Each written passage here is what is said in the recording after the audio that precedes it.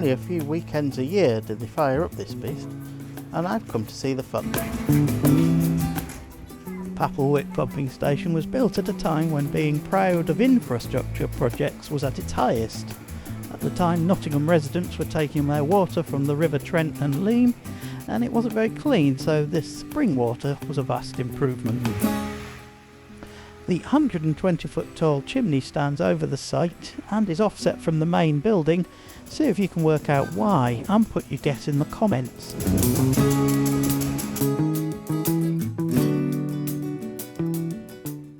The 6 boilers are modified Lancashire boilers built in 1881 by W and J Galloway and Sons of Manchester.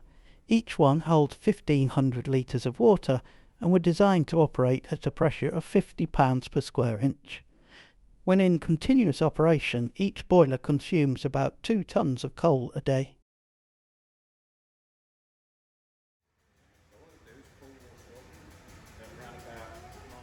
In normal operation, only 3 boilers were used at a time, the others being cleaned out ready for the next rotation. They were operated by a team running 24 hours a day, but often would only have 1 person on overnight. If you were unlucky, you could be feeding 6 boilers at once when they were warming the next 3 up to swap over.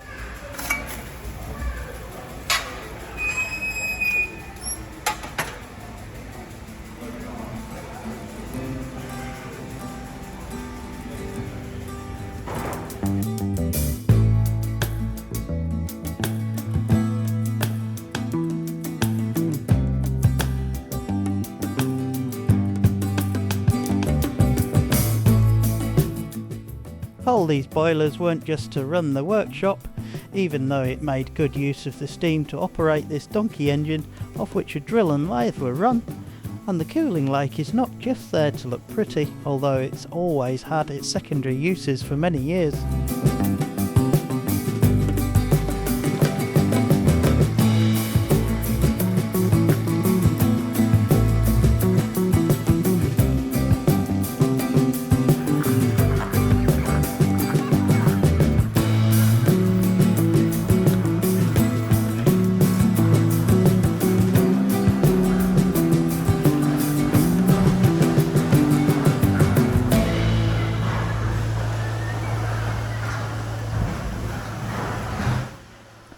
The view of over 100 tonnes of moving metal is quite incredible when you enter.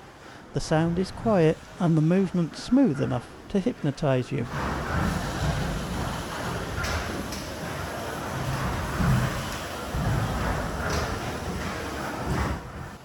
These 2 identical beam engines, built by James Watt in 1884, have a single cylinder with a 46-inch diameter and a 7-foot piston stroke, providing a power output of around 140 horsepower.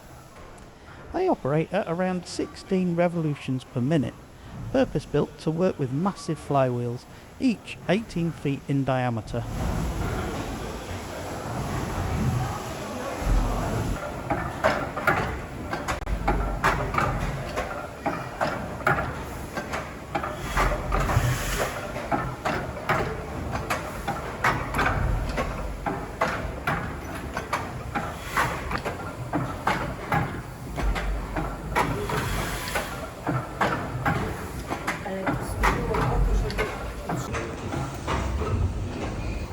The steam is injected into the cylinder at 50 pounds per square inch, and using a condenser beneath cooled by the lake further improves performance by creating a vacuum on the exhaust stroke.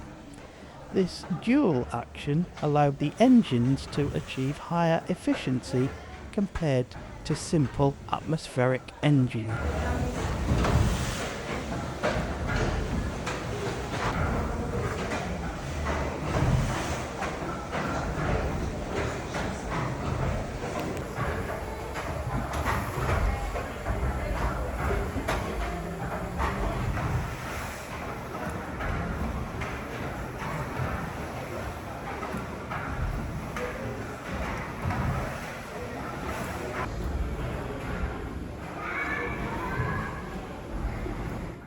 Each beam weighs 13 tonnes and is 25 foot long.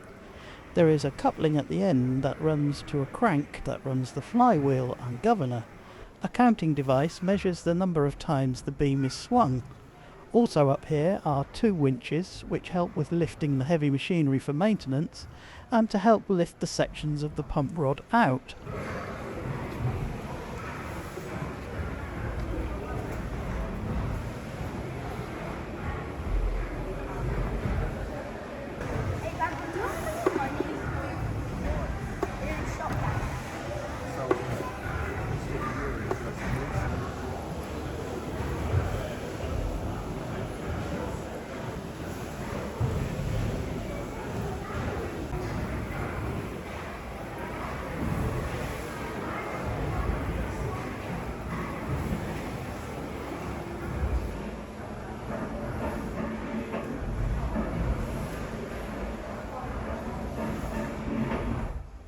Due to coming in under budget, there was extra money to decorate the building, so many carvings and stained glass windows adorn the site.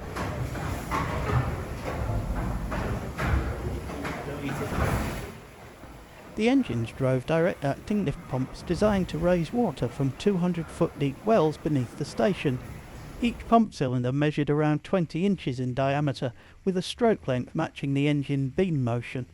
The rods attached to a set of wooden posts bolted in sections with valves that allowed water to pass on the downward stroke but would stop it from coming out on the upward stroke, slowly filling the column with water until it reached the top, where an auxiliary pump pushed it a further 137 feet to the reservoir on the hill above. At full working capacity, each engine was capable of raising up to 1.5 million gallons of water per day.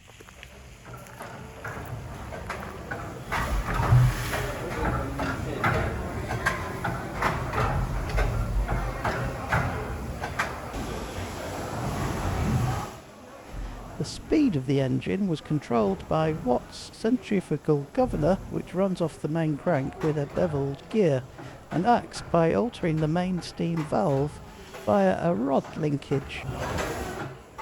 The camshaft also is run via bevel gears from the same point.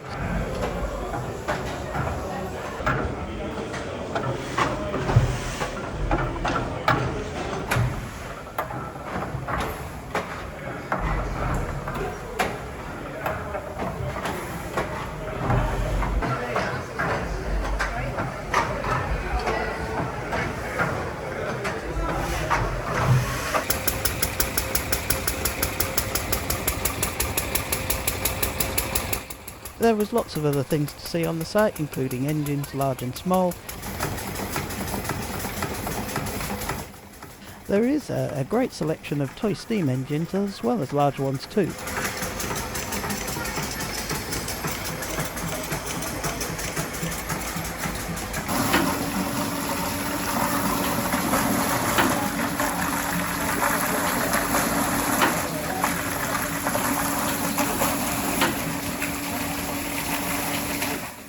One of the larger on-site was built in 1897 by Glenfield and Cove Kilmarnock. This triple expansion steam engine was one of 2 at the Stanton Ironworks, which supplied hydraulic pressure for use on the site. It was acquired by the Papplewick site in 1979 and restored to operation in 1997 as a rare example in steam.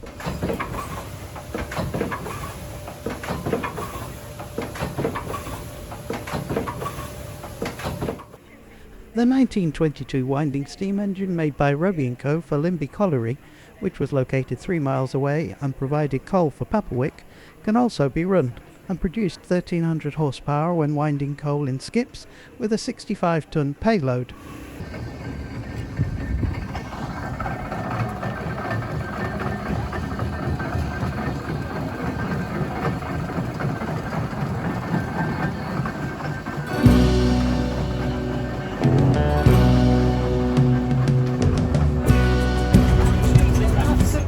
With a bumpy trip up this lane, we visit the underground reservoir built on this hill before the pump house. Started in 1879, celebrated engineer Thomas Hawksley completed it 1 year later. A more modern concrete-built structure sits in front of it now, partially blocking the view down to the pumping station and its chimney. The reservoir was originally topped by the brick-built recorder house, which housed an indicator to show how full the reservoir was. Unfortunately, when they closed the reservoir down, they filled the access with rubble from this building.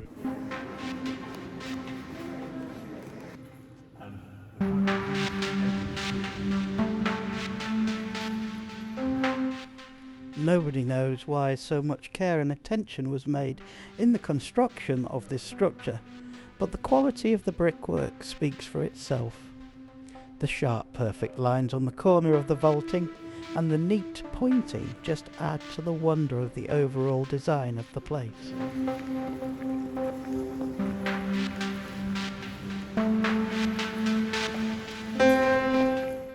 You have to remind yourself that this was built for a purpose beyond looking amazing, and in the corner you can see the pipe which feeds into it from the pumping station 137 feet below. Because of the amount of water being pumped in, it was regulated in this smaller area before joining the larger pool of water. As the water filled up to the bottom of the vaulting, air escaped through breathers in the ceiling.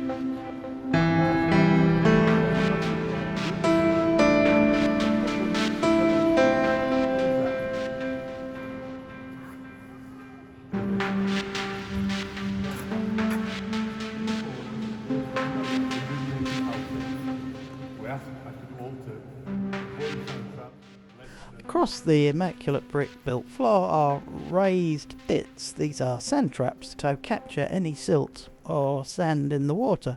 The reservoir would be emptied occasionally so that they could remove it by hand.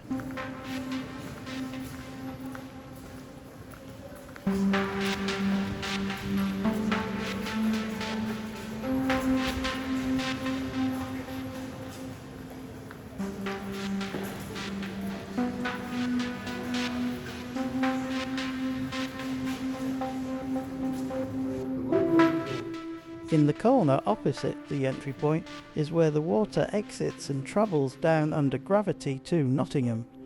There is also another entry point ready for a second steam pump that was never built.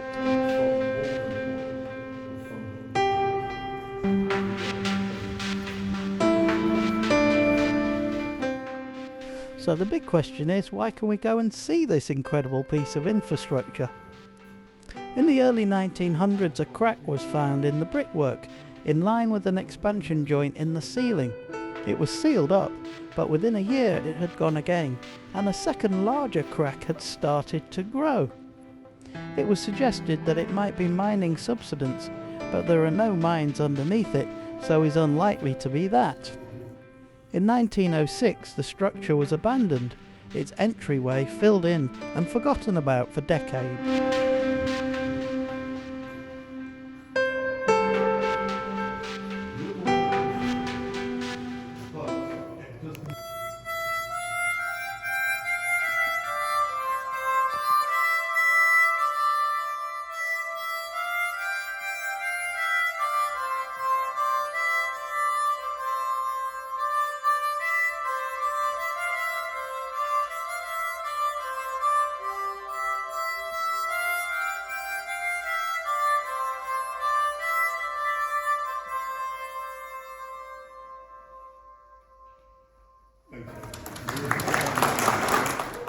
Now it's being reopened and available on steaming weekends to visit for a small sum.